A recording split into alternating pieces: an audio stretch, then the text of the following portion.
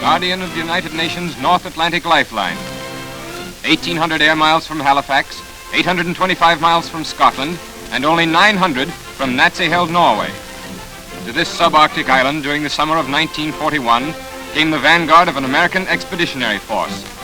This film depicts Iceland as it looked between November 1941 and early spring 1942. Protected by a long spit of land, forming a natural breakwater, is the outer harbor of Reykjavik, Iceland's principal city.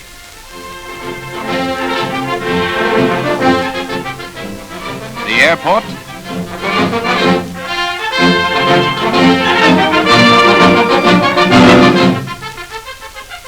the city,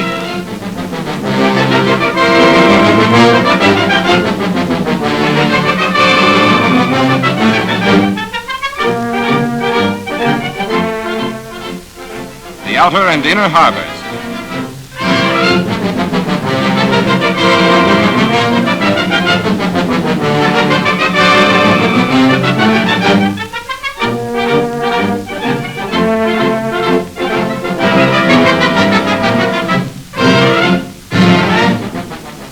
Because of limited docking facilities and the lack of deep-water piers capable of accommodating the larger ships, the discharge of cargo is delayed for weeks at a time. In many cases, ships are compelled to wait in the outer harbor as long as 7 weeks, and in some instances are ordered home fully laden.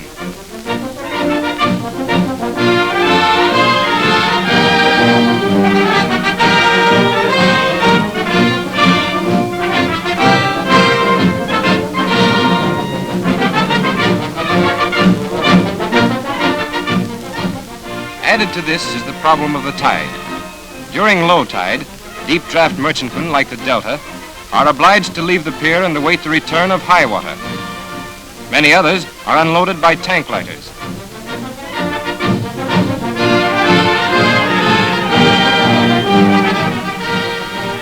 This entire congested area offers a highly vulnerable target for attack.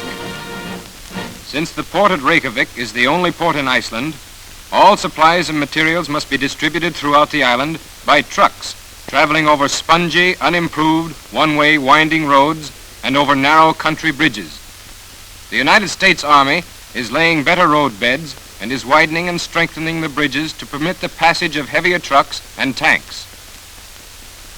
The ice-free fjords, Hvalfjord and Eyjafjord, if extensively developed, could serve as auxiliary ports and relieve the unloading and distributing problem that now confronts our armed forces in the island. The Naval Air Station in Skage Fjord, showing the bomber squadron.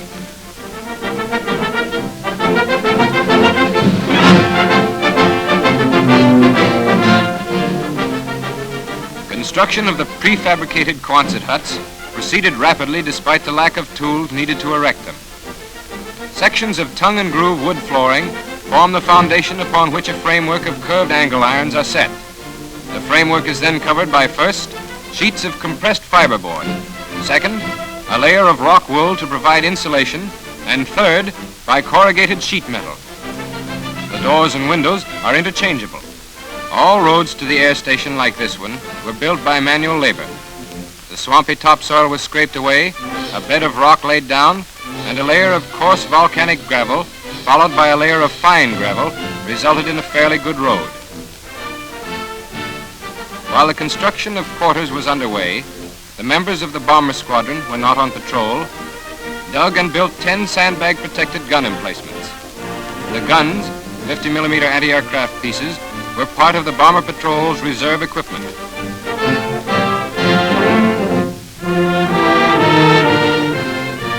The completed camp awaiting official inspection by Admiral Kaufman and his staff.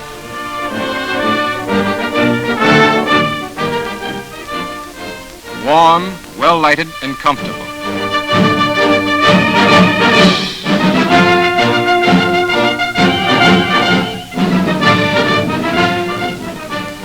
The old galley and the new.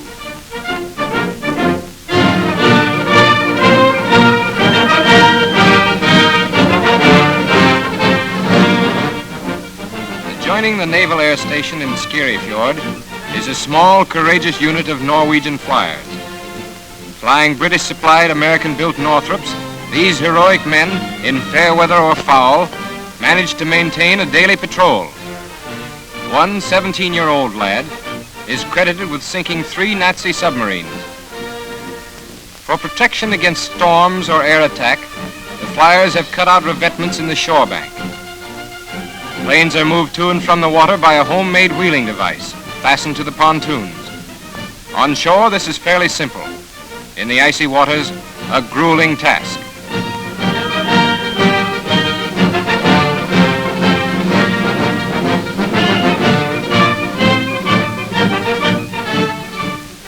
The Reykjavik Airport, a well-developed airfield for land-based planes on the island.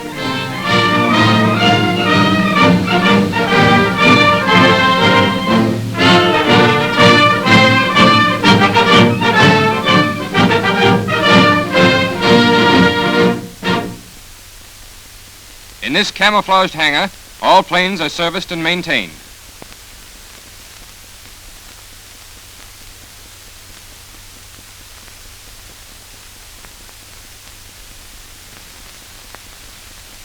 Besides the field at Reykjavik, there are 4 other land and sea bases. At Kaldardnes, a 2-way, well-improved field capable of repairing and supplying all planes. At Hafnarfjordhur, a 2-way land plane field with no supplies. At Budereri, an ice-free seaplane base with limited supplies. At Akureyri, an ice-free seaplane and land plane base. Thingvallavatn is a volcanic lake, ice-free and fog-free, which in an emergency can serve as a landing base for seaplanes. Plans call for a field to be developed at Keflavik and in other suitable areas throughout the island. But the principal burden of patrol rests on the Navy's PBYs, moored in Skage Fjord.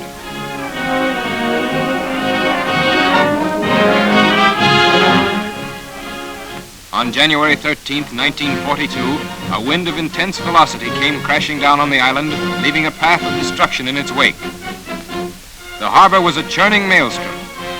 Many cargo ships were beached, lighter vessels were blown ashore. The PBYs weren't spared. Because these ships were not of the amphibian class, and in the absence of preparation for such an unexpected hurricane, 5 of these much-needed planes were sent to the bottom.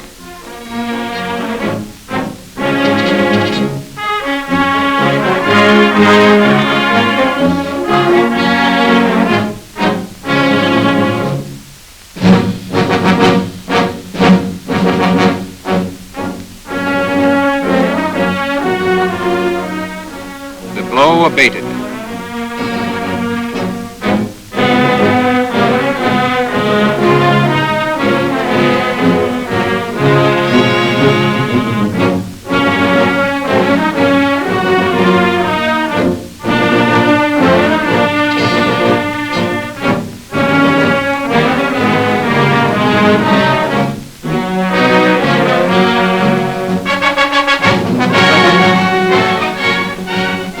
Salvage crews set to work.